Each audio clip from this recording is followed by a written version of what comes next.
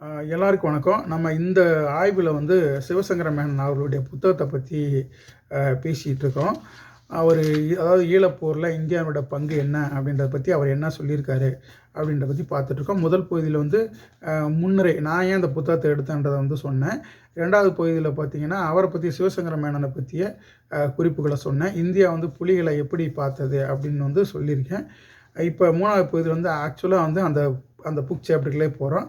நாம் வந்து நான் அதை படித்து காமிச்சே நான் சொல்கிறேன். ஏன்னா வந்து நான் கூட வந்து தவறாக புரிஞ்சுருக்கலாம், இல்லை பார்க்குறவங்க கூட கரெக்ட் பண்ணலாம்.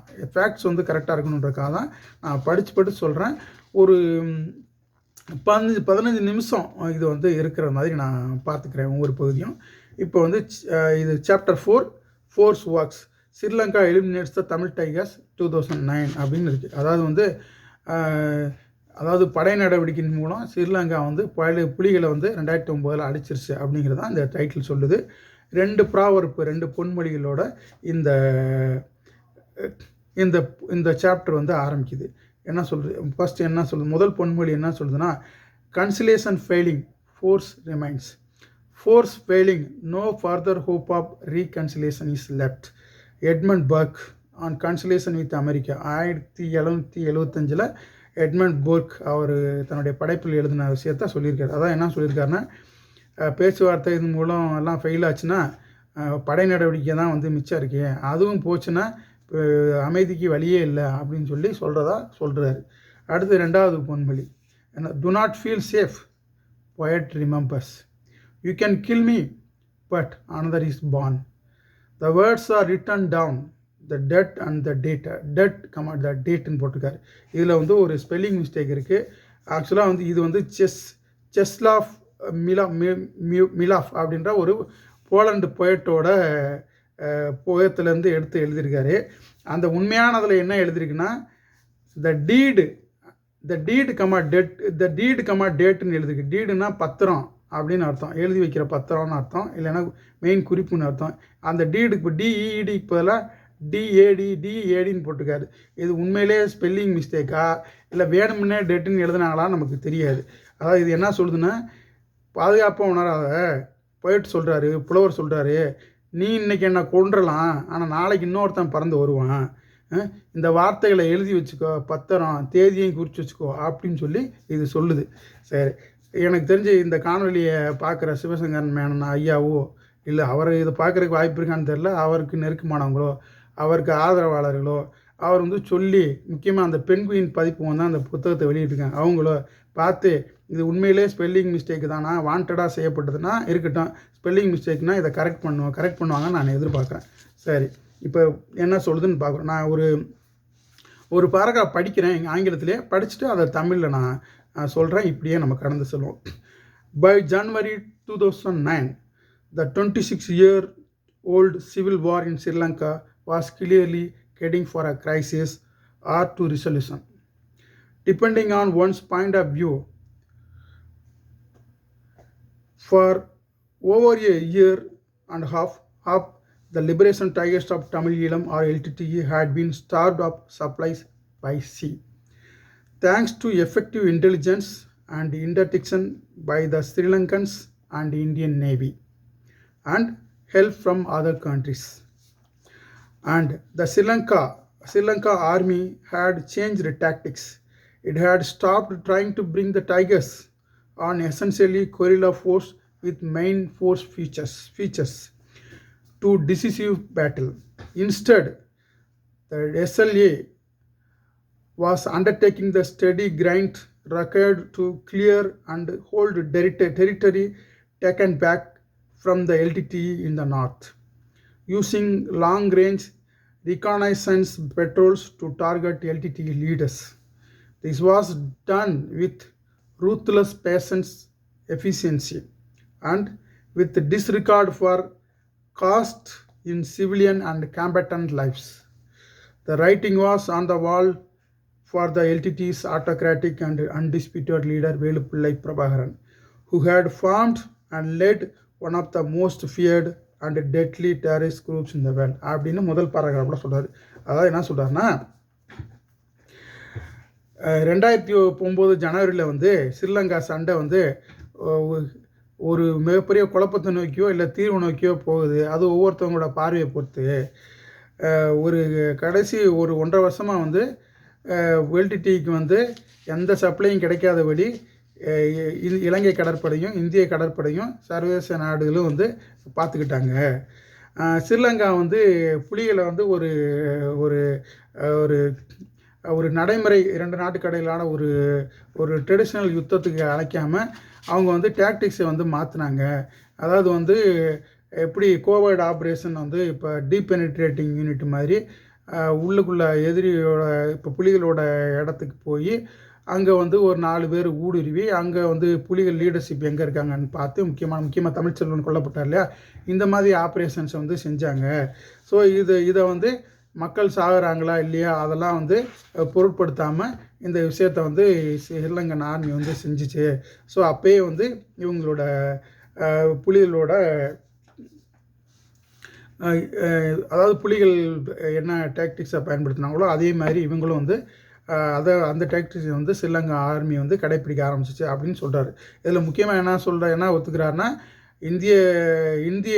இந்தியன் நேவி வந்து இந்த போரில் வந்து காம்ப்ளிசிட்டு அப்படிங்கிறது வந்து நேரடியாக அப்போ வெளியுறவுத்துறை செயலாளர் அந்த சிவசங்கர மேனனே ஒத்துக்கிறாரு. இதில் இந்தியா பங்களிப்பு இல்லைன்னு வந்து யாரும் சொல்ல முடியாது. இனிமேலும் அதாவது வைகோ மன்மோகன் சிங் எழுதின கடிதத்திலே மன்மோகன் சிங் வந்து ஆமாம் இந்தியா நன்மை கருதி ஸ்ரீலங்காவுக்கு உதவி பண்ணணும்னு அவர் சொல்லியிருக்காரு. ஐ அக்யூஸ்ன்ற புத்தகத்தில் வைக்கவும் எழுதியிருக்காரு. ஸோ வந்து இந்தியா வந்து கண்டிப்பாக இந்த போருக்கு வந்து இலங்கை அரசாங்கத்துக்கு வந்து உதவி செஞ்சுருக்கு, சர்வதேச நாடுகளும் உதவி செஞ்சுருக்கு. இது புறநானூற்று யுத்தம் அல்ல. சரி, ரைட். இது முதல் பாராகிராஃபில் சொல்லியிருக்காரு. 2வது பாராகிராஃபில் வந்து என்ன சொல்ல வர்றாருன்னா ப்ரிலூட் டு த கான்ஃப்ளிக்ட், இந்த கான்ஃப்ளிக்ட்டுக்கான எப்படி இந்த பிரச்சனை தொடர்பாச்சு அப்படின்ற முன்னுரையை வந்து சொல்ல வராது.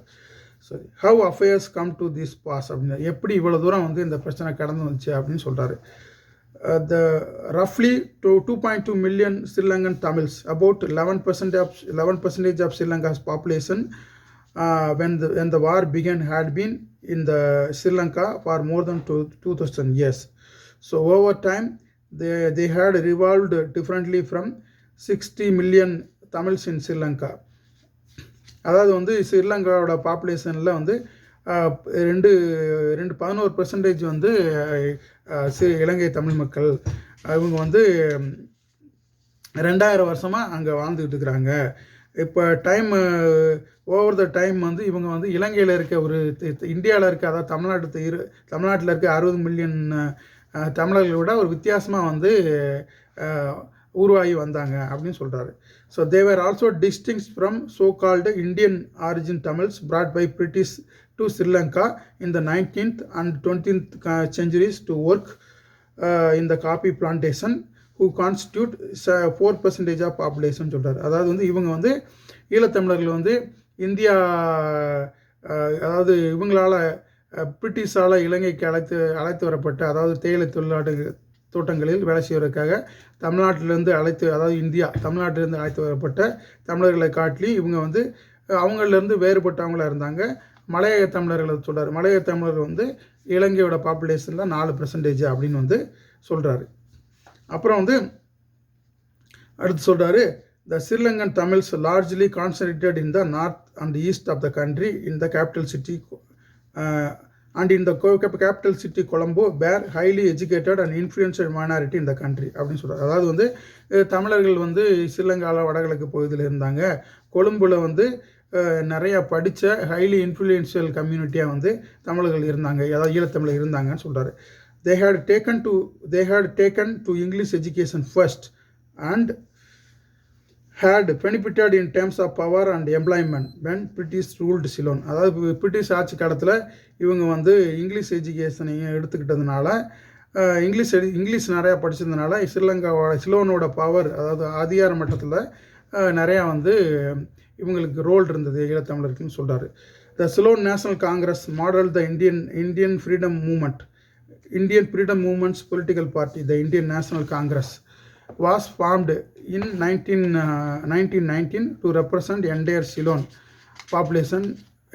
population of Ceylon. அதாவது வந்து 1919 எப்படி இந்தியாவில் வந்து இந்தியன் நேஷனல் காங்கிரஸ் இருக்கோ அதே மாதிரியான சிலோன் நேஷனல் காங்கிரஸ் வந்து சிலோனோட விடுதலைக்காக ஃபார்ம் பண்ணப்பட்டது அப்படின்னு சொல்கிறாரு.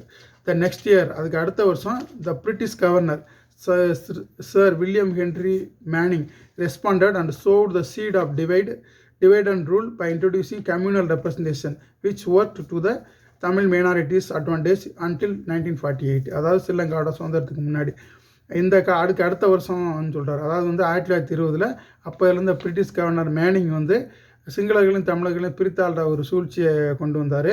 அதில் வந்து கம்யூனல் ரெப்ரசன்டேஷன், அதாவது சமூக பிரதிநிதித்துவம் கொடுத்தாரு. இப்போ அவர் கொண்டு வந்தது வந்து தமிழர்களுக்கு வந்து நிறையா வந்து அட்வான்டேஜ் கொடுத்தது, அதிகாரம் இருக்கும் அதிலலாம், அதிகார ஆட்சி கட்டமைப்பில் அப்படின்னு சொன்னார். நான் அப்படின்னு சொல்லியிருக்கிறாரு. 1948 வரைக்கும் இதுதான் நிலைமை அப்படின்னு வந்து சொல்கிறாரு. அதுக்கப்புறம் வந்து there were multiple religious and ethnic fault lines in Sri Lanka, the former Ceylon, between the primarily Hindus and Christian Sri Lankan Tamils and predominantly Buddhist Sinhalese. அதாவது இந்த with the sprinkling of Burghers who had some Dutch blood. Muslims concentrated in the capital Colombo and northern and eastern province and other small communities அப்படின்னு சொல்கிறாரு. அதாவது வந்து ஸ்ரீலங்காவோட நிறையா வந்து மத ரீதியான மல்டிப்ளிசிட்டி வந்து இருக்குது. இந்த அதாவது வந்து அவங்க எத்னிசிட்டிலேயே, அதாவது அவங்களுடைய அவங்க இன ரீதியான விஷயத்துலேயே இன ரீதியாகவே நிறையா வந்து இதை இருக்குது. அதாவது வந்து இந்த ரிலீஜியஸ் விஷயம் வந்து ரிலீஜியஸ், அதாவது மத ரீதியான வேற்றுமையில் இருக்குதுன்னு சொல்கிறார். அதாவது தமிழர்கள் வந்து கிறிஸ்டியனாகவும் ஹிந்துவாகவும் இருந்தாங்க. புத்திஸ்ட் வந்து பெரும்பான்மை சமூகமான புத்திஸ்ட் சிங்களர்கள் வந்து புத்த மதத்தில் இருந்தாங்க. அதில் வந்து கொஞ்சம் இந்த டச்சுக்காரர்கள் பிளட்லேருந்து வந்த பர்கர்ஸ் அப்படின்றவங்க வந்து அங்கங்கே இருந்தாங்க. முஸ்லீம்ஸ் வந்து, அதாவது தமிழ் பேசக்கூடிய முஸ்லீம் வந்து கொழும்புல இருந்தாங்க. அப்புறம் வந்து கிழக்கு மற்றும் வடக்கு மாகாணத்தில் இருந்தாங்க அப்படின்னு வந்து சொல்கிறாரு. In colonial Ceylon the Muslims had an economic and influence greater than their numbers would suggest, while the Sri Lankan Tamils dominated in the professions and civil services. அதை என்ன சொல்கிறாரு, அந்த பிரிட்டிஷ் காலனியாக இருந்த சிலோனில் வந்து அவங்க முஸ்லீம்ஸ், அதாவது தமிழ் பேசுகிற முஸ்லீம்கள் அவங்க எண்ணிக்கைக்கு மேலே வந்து ஃபினான்சியலாக பிஸ்னஸில் வந்து ரொம்ப இன்ஃப்ளூயன்ஸாக இருந்தாங்க. அதே நேரத்தில் வந்து தமிழர்கள் பார்த்திங்கன்னா அதிகார மட்டத்தில் வந்து ரொம்ப இன்ஃப்ளூயன்ஸாக இருந்தாங்க அப்படின்னு வந்து சொல்கிறாங்க. அதாவது ஆட்சி அதிகார மட்டத்தில் ரொம்ப இன்ஃப்ளூயன்ஸராக தமிழர் இருந்தாங்கன்னு சொல்கிறாங்க. மெனி முஸ்லீம்ஸ் வேர் தமிழ் ஸ்பீக்கர்னு சொல்கிறாங்க. முஸ்லீம்கள் எல்லாம் மேக்ஸிமம் பெரும்பாலானவர்கள் தமிழை தாய்மொழியாக கொண்டவங்கன்னு சொல்கிறாரு.